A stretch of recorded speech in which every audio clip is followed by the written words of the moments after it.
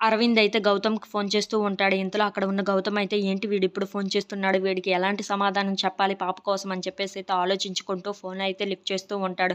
ఇంతలో అక్కడ ఉన్న అరవింద్ అయితే పాపని తీసుకొని వస్తావు అన్నావు. ఇంకా తీసుకురాలేదేంటి? ఇంత టైం అయ్యింది. నేను ఇంట్లో ఉన్న వాళ్ళందరికీ అయితే పాపని తీసుకొని వస్తావనే విషయం చెప్పాను. ఇంకా నువ్వు తీసుకొని రాలేదంటే ఏంటి విషయం అని చెప్పేసి అయితే అడుగుతూ ఉంటాడు. ఆ మాటలు వినగానే అక్కడ ఉన్న గౌతమ్ అయితే పాపని తీసుకొని వస్తానన్నాను సరే కానీ నేను తర్వాత నీకు ఆ విషయాలన్నీ చెప్తానని చెప్పేసైతే అంటూ ఉంటాడు. ఆ మాటలు వినగానే అక్కడ ఉన్న అరవింద్‌కైతే చాలా కోపం వచ్చేసి, "ఏంటి నాతో ఆటలాడుతున్నావా? నువ్వు ఇందాకలే కదా పాపని తీసుకొని వస్తానన్నావు. ఆ మాటలన్నీ నేను ఇంట్లో ఉన్న వాళ్ళందరికీ చెప్పి వాళ్ళని సంతోషపెట్టాను. కానీ ఇప్పుడు నువ్వు పాపని తీసుకురాలేదంటే ఏంటి అర్థం?" అని చెప్పేసైతే అంటూ ఉంటాడు.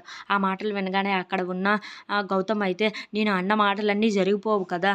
అన్న మాటలన్నీ జరిగిపోతే మరింకేం కావాలి ఈ లోకంలో" అని చెప్పేసైతే అంటూ ఉంటాడు. ఇంతలో అక్కడికి మాలిని అయితే అరవింద్ దగ్గరికి వస్తూ ఉంటుంది. ఏంటి గౌతమ్‌తోనే మాట్లాడుతున్నట్టు ఉన్నాడు. ఏంటో ఆ మాటలు విందామని చెప్పేసైతే తన వెనక వచ్చి నించొని అయితే ఉంటుంది. ఇంతలో అక్కడ ఉన్న అరవింద్ అయితే, "ఏంట్రా నాతో వేషాలు వేస్తున్నావా ఏంటి? పాపని తీసుకొని వస్తానని నన్ను మాయ పెట్టావా ఏంటి? నన్ను మోసం చేస్తున్నావా నువ్వు?" అని చెప్పేసైతే అడుగుతూ ఉంటాడు. ఆ మాటలకి అక్కడ ఉన్న గౌతమ్ అయితే, "లేదు నిన్ను మాయ చేయలేదు, మోసం చేయలేదు. నేనే అందరి ముందు దోషుడినై నించుంటున్నాను. అన్ని విషయాల్లో నేను దూరి నేనే దోషుడినవుతున్నానే తప్ప మిమ్మల్ని నేనెక్కడ మోసం చేశాను" అని చెప్పేసైతే అంటూ ఉంటాడు. ఆ మాటలు వినగానే అక్కడ ఉన్న అరవింద్‌కైతే చాలా కోపం వచ్చేసి, "ఏంట్రా వేషాలు వేస్తున్నావా? మర్యాదగా పాపని తీసుకొని రా" అని చెప్పేసైతే ఫోన్ చేస్తూ ఉంటాడు. If you like this video please subscribe our